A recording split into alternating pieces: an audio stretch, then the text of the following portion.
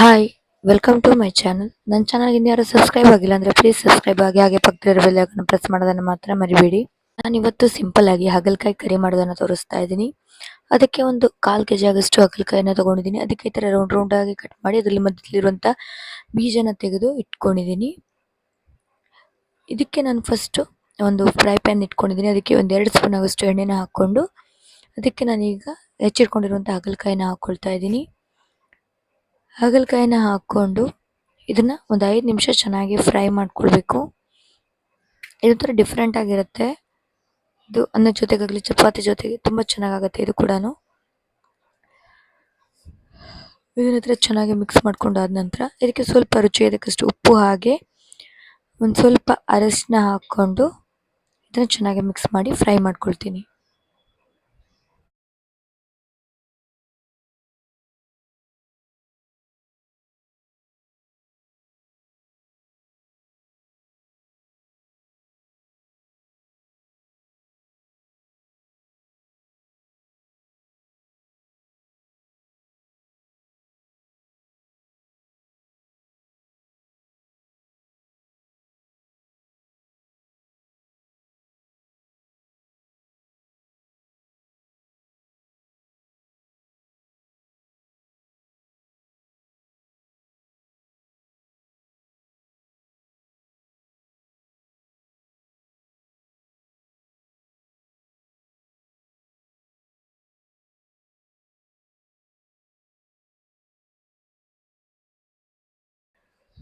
ಇದನ್ನೀಗ ಚೆನ್ನಾಗಿ ಫ್ರೈ ಮಾಡೋದಕ್ಕೆ ಇಟ್ಕೊಂಡಿದ್ದೀನಿ. ಇದು ಫ್ರೈ ಆಗೋ ತನಕ ನಾನು ಇದಕ್ಕೆ ಹಾಕೊಳ್ಳೋಂಥ ಡ್ರೈ ಪೌಡರ್ನ ರೆಡಿ ಮಾಡ್ಕೊಳ್ತೀನಿ.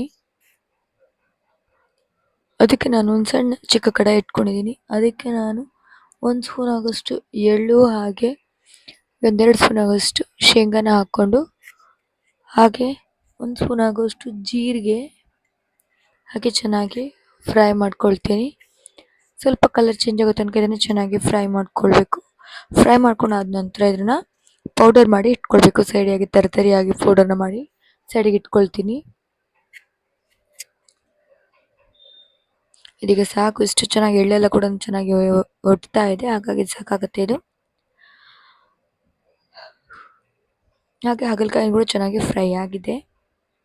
ಅದಾದ ನಂತರ ಒಂದು ಪ್ಯಾನ್ ಇಟ್ಕೊಂಡಿದ್ದೀನಿ. ಪ್ಯಾನ್ಗೆ ಒಂದು 2 ರಿಂದ 3 ಸ್ಪೂನ್ ಆಗೋಷ್ಟು ಎಣ್ಣೆನ ಹಾಕ್ಕೊಳ್ತಾ ಇದ್ದೀನಿ. ನೀವು ಯಾವುದೇ ಎಣ್ಣೆ ಬೇಕಾದರೂ ಯೂಸ್ ಮಾಡ್ಬೋದು. ನಾನು ಕೊಬ್ಬರಿ ಎಣ್ಣೆನ ಯೂಸ್ ಮಾಡ್ತಾ ಇದ್ದೀನಿ. ಹಾಗಾಗಿ ಎಣ್ಣೆ ಚೆನ್ನಾಗಿ ಕಾದ ನಂತರ ಇದಕ್ಕೆ ನಾನು 1 ಸ್ಪೂನ್ ಆಗೋಷ್ಟು ಸಾಸಿವೆನ ಹಾಕ್ಕೊಳ್ತೀನಿ. ಸಾಸಿವೆ ಚೆನ್ನಾಗಿ ಸಿಡಿಯೋದಕ್ಕೆ ಸ್ಟಾರ್ಟ್ ಆದ ನಂತರ ಇದಕ್ಕೆ 1 ಸ್ಪೂನ್ ಆಗೋಷ್ಟು ಉದ್ದಿನಬೇಳೆನ ಹಾಕ್ಕೊಂಡಿದ್ದೀನಿ. ಉದ್ದಿನಬೇಳೆ ಸ್ವಲ್ಪ ಕಲರ್ ಚೇಂಜ್ ಆಗೋ ತನಕ ಇದನ್ನು ಚೆನ್ನಾಗಿ ಫ್ರೈ ಮಾಡ್ಕೊಳ್ಬೇಕು. ಚೆನ್ನಾಗಿ ಫ್ರೈ ಮಾಡ್ಕೊಂಡಾದ ನಂತರ ಇದಕ್ಕೆ ಚಿಕ್ಕದಾಗಿ ಹೆಚ್ಚಿಟ್ಕೊಂಡಿರುವಂಥ ಒಂದು 2 ಈರುಳ್ಳಿನ ಹಾಕ್ಕೊಳ್ತಾ ಇದ್ದೀನಿ.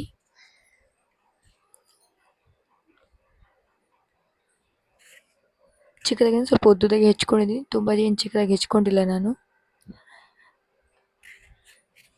ಇದನ್ನು ಚೆನ್ನಾಗಿ ಫ್ರೈ ಮಾಡ್ಕೊಳ್ತೀನಿ. 2 ರಿಂದ 3 ನಿಮಿಷ ಚೆನ್ನಾಗಿ ಫ್ರೈ ಮಾಡ್ಕೊಂಡಾದ ನಂತರ ಚಿಕ್ಕದಾಗಿ ಹೆಚ್ಕೊಂಡಿರುವಂಥ ಟೊಮೆಟೊನು ಕೂಡ ಹಾಕ್ಕೊಳ್ತಾ ಇದ್ದೀನಿ. ಟೊಮೆಟೊ ಕೂಡ ಚೆನ್ನಾಗಿ ಮಿಕ್ಸ್ ಮಾಡ್ಕೊಳ್ತೀನಿ. ಟೊಮೆಟೊ ಚೆನ್ನಾಗಿ ಮಿಕ್ಸ್ ಮಾಡ್ಕೊಂಡಾದ ನಂತರ ಇದಕ್ಕೆ ರುಚಿಗೆ ತಕ್ಕಷ್ಟು ಉಪ್ಪನ್ನು ಹಾಕ್ಕೊಳ್ತೀನಿ. ಉಪ್ಪು ಹಾಕ್ಕೊಳ್ಳೋದ್ರಿಂದ ಟೊಮೆಟೊ ಬೇಗ ಸಾಫ್ಟ್ ಆಗುತ್ತೆ. ಅದಕ್ಕೆ ಉಪ್ಪನ್ನು ಹಾಕ್ಕೊಂಡು ಚೆನ್ನಾಗಿ ಮಿಕ್ಸ್ ಮಾಡ್ಕೊಳ್ತೀನಿ.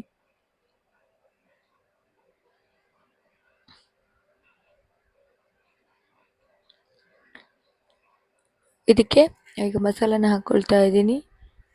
ಒಂದು 1/4 ಸ್ಪೂನ್ ಆಗೋಷ್ಟು ಅರಿಶಿನ ಹಾಗೆ 1 ಸ್ಪೂನ್ ಆಗೋಷ್ಟು ಅಚ್ಚ ಖಾರದ ಪುಡಿ ಹಾಗೆ 1 ಸ್ಪೂನ್ ಆಗೋಷ್ಟು ಧನಿಯಾ ಪೌಡರು ಹಾಗೆ 1 ಸ್ಪೂನ್ ಆಗೋಷ್ಟು ಗರಂ ಮಸಾಲ ಹಾಗೆ ಒಂದು 1/4 ಸ್ಪೂನ್ ಆಗೋಷ್ಟು ಜೀರಿಗೆ ಪೌಡರ್ನ ಹಾಕಿ ಚೆನ್ನಾಗಿ ಮಿಕ್ಸ್ ಮಾಡ್ಕೊಳ್ತಾ ಇದ್ದೀನಿ. ಮಸಾಲಾನ ಲೋ ಫ್ಲೇಮಲ್ಲಿಟ್ಟು ಚೆನ್ನಾಗಿ ಹುರ್ಕೊಳ್ಬೇಕು, ಇಲ್ಲಾಂದರೆ ತಳ ಹತ್ತಿಬಿಡುತ್ತೆ. ಹಾಗಾಗಿ ಲೋ ಫ್ಲೇಮಲ್ಲಿಟ್ಟು ಇದನ್ನು ಚೆನ್ನಾಗಿ ಮಿಕ್ಸ್ ಮಾಡಿಕೊಂಡು ಟೊಮೆಟೊ ಸಾಫ್ಟ್ ಆಗೋ ತನಕ ಇದನ್ನು ಚೆನ್ನಾಗಿ ಬೇಯಿಸ್ಕೊಳ್ಬೇಕು. ಅದೇ ಥರ ಒಂದು 5 ನಿಮಿಷ ನಾನು ಇದನ್ನು ಚೆನ್ನಾಗಿ ಬೇಯಿಸ್ಕೊಳ್ತೀನಿ.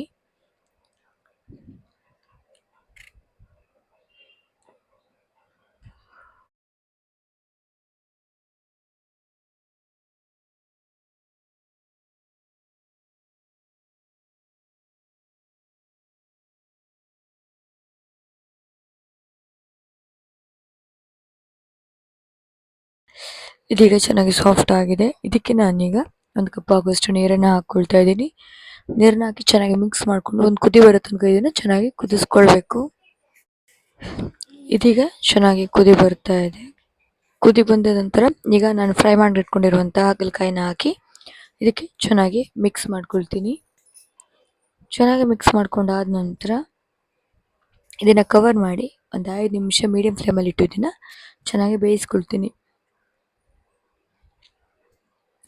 ನನ್ನ ಚಾನಲ್ ಇನ್ಯಾರು ಹೊಸಬರು ನೋಡ್ತಾ ಇದ್ರೆ ಪ್ಲೀಸ್ ನನ್ನ ಚಾನಲ್ನ ಲೈಕ್ ಮಾಡಿ, ಶೇರ್ ಮಾಡಿ, ಕಮೆಂಟ್ ಮಾಡಿ, ಹಾಗೆ ನನ್ನ ಚಾನಲ್ ಸಬ್ಸ್ಕ್ರೈಬ್ ಆಗೋದನ್ನು ಮಾತ್ರ ಮರಿಬೇಡಿ. ಪ್ಲೀಸ್ ನನ್ನ ಚಾನಲ್ನ ಸಬ್ಸ್ಕ್ರೈಬ್ ಮಾಡಿ. ಇದನ್ನು ಕವರ್ ಮಾಡಿ ಒಂದು 5 ನಿಮಿಷ ಈಗ ಬೇಯಿಸ್ಕೊಂಡಿದ್ದೀನಿ.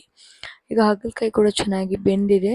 ಇದಕ್ಕೆ ಸ್ವಲ್ಪ ಹೆಚ್ಚಿಟ್ಕೊಂಡಂಥ ಕೊತ್ತಂಬರಿ ಸೊಪ್ಪನ್ನು ಹಾಕಿ ಗ್ಯಾಸ್ ಆಫ್ ಮಾಡಿದ್ರೆ ಹಾಗಲಕಾಯಿ ಕರಿ ರೆಡಿ ಆಗುತ್ತೆ.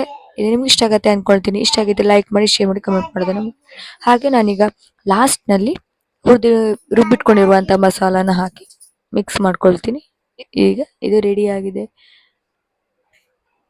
ಇದು ಲಾಸ್ಟಲ್ಲೇ ಈ ಪೌಡ್ರನ್ನ ಹಾಕ್ಕೊಂಡು ಮಿಕ್ಸ್ ಮಾಡ್ಕೊಳ್ಬೇಕು. ಇದೀಗ ರೆಡಿ ಆಗಿದೆ. Thank you.